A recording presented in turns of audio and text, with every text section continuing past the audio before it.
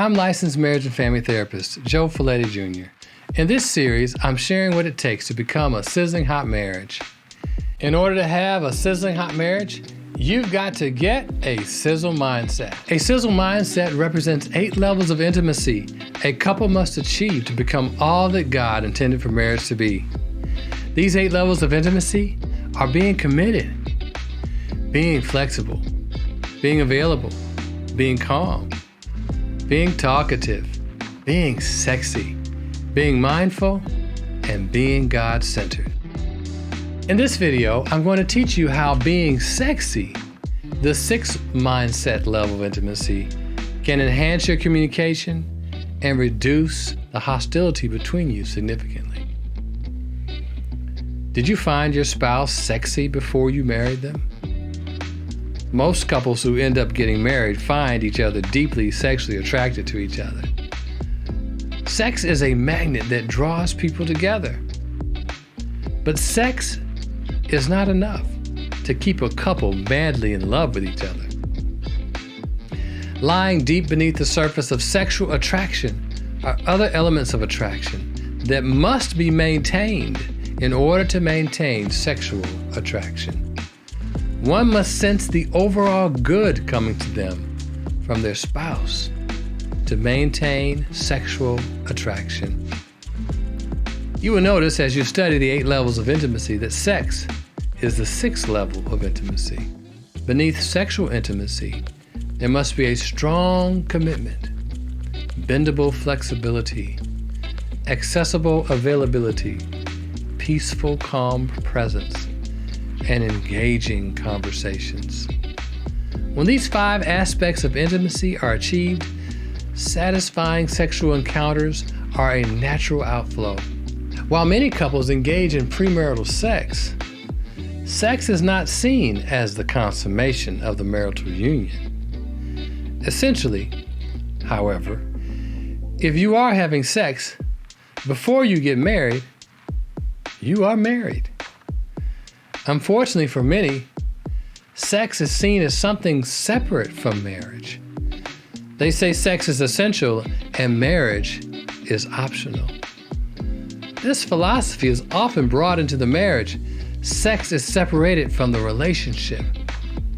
But it can't be. Sex is so personal. Eventually, if the relationship doesn't undergird the sex, the sexual relationship will disappear. Couples who fail to engage in shallow and deep conversations, self-disclosing what's on their mind day by day, usually end up having a shallow sexual experience. Finding your sexual rhythm lies in your ability to communicate effectively with each other and connect on an emotional level. Your communication is impacted by your commitment, your flexibility, your availability, your calmness, your talkativeness, your mindfulness, and your spirituality. Couples who are out of sync have not developed all of these levels of intimacy. There are a multiplicity of reasons why couples fail to develop these levels of intimacy. Usually they are related to individual development issues. Deficits in emotional and character development often lead to marital problems. These deficits can be caused by genetics, trauma, abuse, neglect, poor choices, overindulgence as a child, etc. I've had many couples seeking help because pornography had become a problem in their marriage. Some women exclaim they have no problem with their husband looking at porn or even looking at it together. Some would even consent to threesomes and other sexual compromises. They don't have a problem until they realize he prefers porn, masturbation, or the other partner over having sex with her. It could be vice versa as well. Often his virtual fantasy or her virtual fantasy eventually evolves into engaging in real playmates. Pornography separates sex from marriage. It makes the physical stimulation the objective over marital commitment and the love-making conversation. When sex is separate from marriage, it is easy to justify an affair. With a sizzle mindset, sex is reintegrated within the marriage. It is the part of the entire package that makes up marital intimacy. Sex is an opportunity to reconsummate the marriage. It is a reminder of your commitment to each other. You got married saying, "I love you," and you should say this verbally and sexually every day. This is making love. You should make love and reaffirm your commitment to each other every day. Some couples happily have sex almost daily. This is good. While there must be some flexibility due to life circumstances, couples should not allow a week to go by without expressing their love through a sexual encounter. The absence of regular sexual expression creates doubt and thus compromises commitment. And oh, how we forget so easily. It is commitment that fuels all levels of intimacy.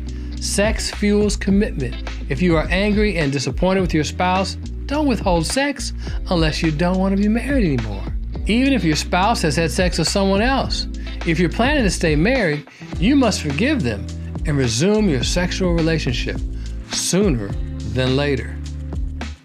The absence of regular, frequent sexual encounters tends to enhance conflict and division. Yes, things need to be right to feel like having sex, but one of those right things is sex. Yes, you must push past everything not being right to have sex, but be sure to get help addressing those things that are not right.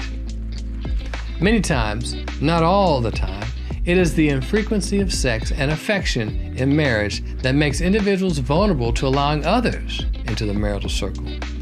However, I found in many cases where men cheat, they have not integrated sex with marriage. They see it separate and continually sexually gaming women for sport, just for pride and ego's sake. Fellas, your showing interest in other women is not sexy to your wife. What's sexy to her is when she knows you are interested in only her.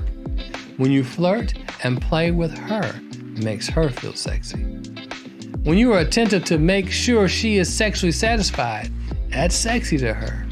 When you demonstrate your commitment to her by being flexible, available, calm, and talkative, you are sexy to her.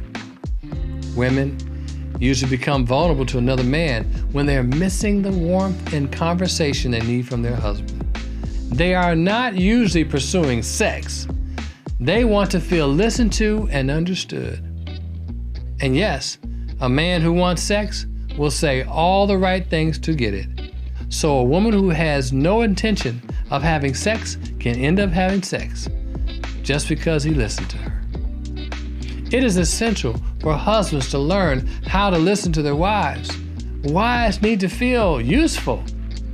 They need to be able to engage in productive conversations that lead to a sense of closeness and connection. I shan't forget to tell you women what is sexy to a man. Yes, he needs you to provoke him sexually in and out of the bedroom with how you dress and how you move your body, how you look at him. Most men crave a woman's domestic support, but he also needs her to show him admiration and satisfaction with him as the man in her life.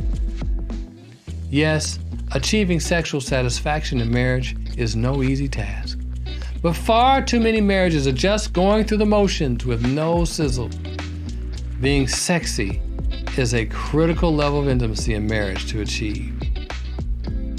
All right, now it's time to do some self-assessment. Between 0 and 100, how well do you do being sexy and keeping sex alive and well in your marriage, showing your spouse that you're attracted to him, and initiating sex and making sex a wonderful experience? Give yourself a score from 0 to 100. Be sure to watch my next video. Give me a thumbs up by subscribing to my channel. If you'd like to learn more about deepening your marital intimacy, get a copy of my Sizzle Mindset book and workbook. You can start working on your marriage today. Make sure you share with a friend as well. See you in the next video.